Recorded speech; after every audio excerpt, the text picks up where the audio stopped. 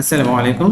ষষ্ঠ শ্রেণীর শিক্ষার্থীরা, আমরা গত পর্বে তোমাদের গণিতের অষ্টম অধ্যায়ের সরল সমীকরণ থেকে সংক্ষিপ্ত প্রশ্ন 6 পর্যন্ত করেছিলাম। আজকে আমরা 7 থেকে শুরু করব। 7 নম্বর আছে y + 7 = 12 সমীকরণের সমাধান করো। অর্থাৎ y এর মানটা আমাদের বের করতে হবে। এখন আমরা লিখতে পারি যে y + 7 - 7 = 12 - 7। ওকে, -7টা কি করেছি, কোত্থেকে এনেছি, যে উভয় পক্ষ থেকে 7 বিয়োগ করে এনেছি। ওকে, তার মানে y + 7 - 7, এখানে 7, এই 7 কাটা গেলে তাহলে রইল কত, শুধু y রইল এই পাশে, আর এই পাশে 12 থেকে যখন 7 চলে যাবে তখন থাকবে কত, 5। সুতরাং নির্ণয় সমাধান কত, y = 5। 8 নাম্বার দেখো, y/6 = 5 সমীকরণের সমাধান কর এবং সমাধানের শুদ্ধি পরীক্ষা কর। অর্থাৎ সমীকরণটি সঠিক আছে কিনা সেটা শুদ্ধি পরীক্ষা করতে হবে।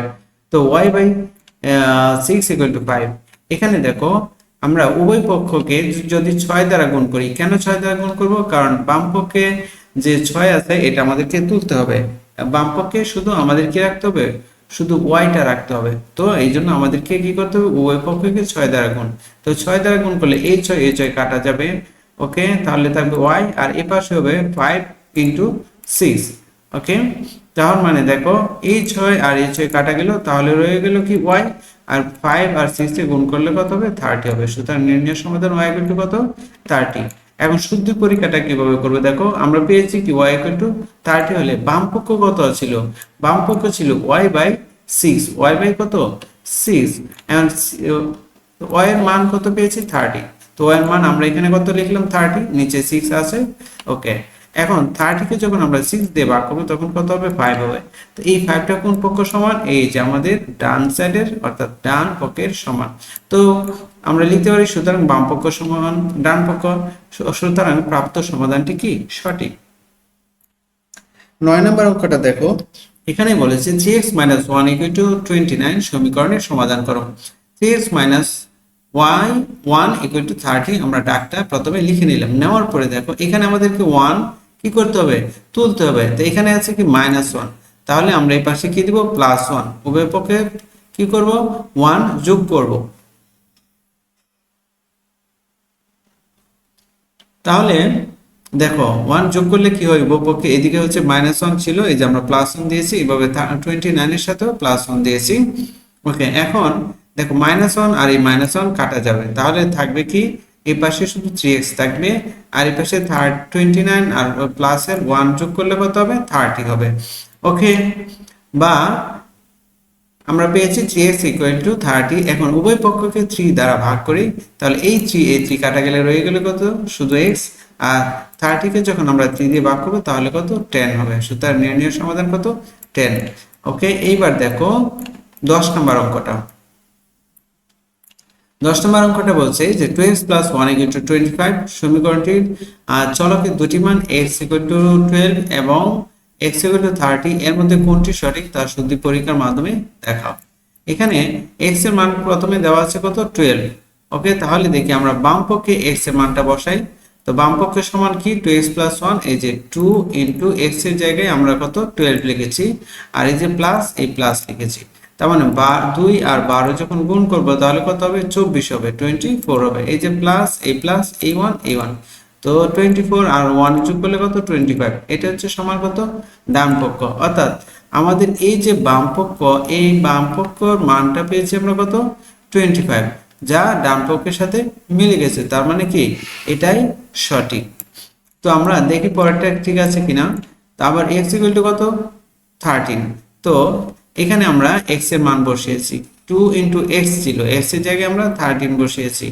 ওকে, এই যে +1, এই +1টা এখানে লিখেছি। তার মানে দেখো 2 দিয়ে 13 কে গুণ করলে হবে 26, আর এখানে আছে 1, তার মানে কত হবে, 26 আর 1 গুণ করলে কত হবে, 27 হবে। এটা 70 লিখেছে না, এখানে কত, 27, নট ইকুয়াল টু ডান পক্ষ। এটা নট চিহ্ন, সমান চিহ্ন দিয়ে আমরা কেটে যাব, যেহেতু এটার ডান পক্ষের সাথে কি মিলে নাই। ওকে, অর্থাৎ x = 12 হলে 2x + 1 = 25 সমীকরণটির মূল। ওকে, 11 নম্বর দেখো বলছে দুইটি ক্রমিক পূর্ণ সংখ্যার যোগফল 75, ছোট সংখ্যাটি x হলে প্রদত্ত সংখ্যাটি সমীকরণের মাধ্যমে প্রকাশ করো। এখানে ছোট সংখ্যাটি কত দেওয়া আছে x, যেহেতু ক্রমিক সংখ্যা তার মানে পরের সংখ্যাটি কত হবে x প্লাস 1, তো বড় সংখ্যাটি কত x প্লাস 1 আমরা লিখলাম। এখন শর্ত মতে বলছে দুইটার যোগফল 75। শর্ত মতে আমরা লিখতে পারি এই যে x লিখেছি এখানে যোগফল plus x plus 1 equal to কত 75, বা x আর x 2x, এখানে আছে 1 এই 1 আর এখানে হচ্ছে 75। এখন 1টাকে যদি এখানে বলছে প্রদত্ত তথ্যটির সমীকরণের মাধ্যমে প্রকাশ করো, অর্থাৎ আমরা সমীকরণ পেয়ে গেছি। ওকে, তার মানে 2x + 1 = 75। ওকে, 12 নম্বরটা দেখো, একটি আয়তাকার শ্রেণীকক্ষের দৈর্ঘ্য প্রস্থ অপেক্ষা 3 মিটার বেশি এবং পরিসীমা 50 মিটার হলে সমীকরণের মাধ্যমে প্রকাশ করো। ওকে, এটা সমাধান হলো আয়তাকার শ্রেণীকক্ষের প্রস্থ দেওয়া আছে কত এই x মিটার, তাহলে শ্রেণীকক্ষের দৈর্ঘ্য কত হবে x + 3, যেহেতু 3 মিটার কি বেশি, সো x + 3। তো পরিসীমার সূত্র হচ্ছে 2 দৈর্ঘ্য যোগ প্রস্থ। এই যে আমরা 2 হচ্ছে সূত্রের 2 মানে গুণ দৈর্ঘ্য কত হচ্ছে x + 3 আর প্রস্থ কত x, অর্থাৎ x + 3। অর্থাৎ এখানে দেখো আমরা একটু কাজ করেছি কি 2 x plus x equal to 3 সমান 50, কারণ কি পরিসীমা কত দেওয়া ছিল 50, তাই আমরা এখানে 50 লিখেছি।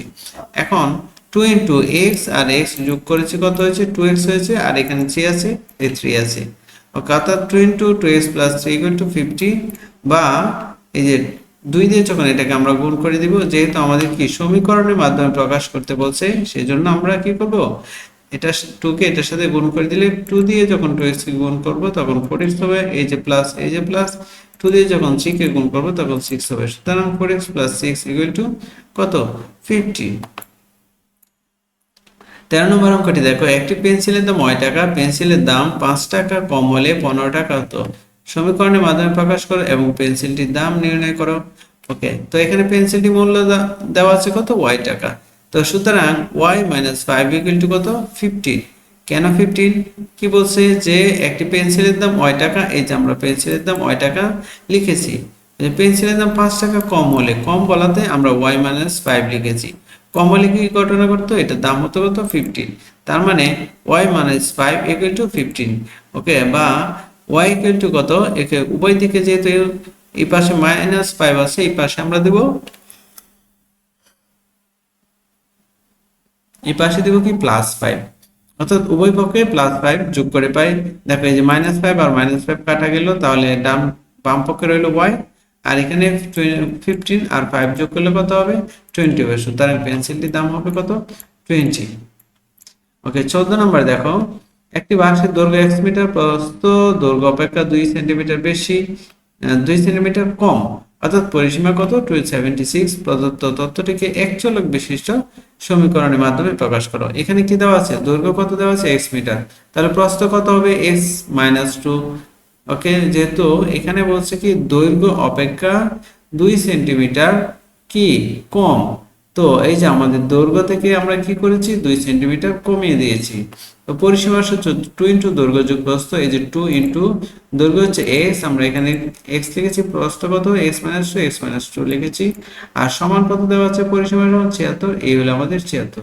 তো নির্ণয় সমীকরণ 2 x plus x - 2 equal to কত 76। ওকে, প্রিয় শিক্ষার্থীরা, তাহলে আমাদের সংক্ষিপ্ত প্রশ্ন 14 পর্যন্ত পড়েছি।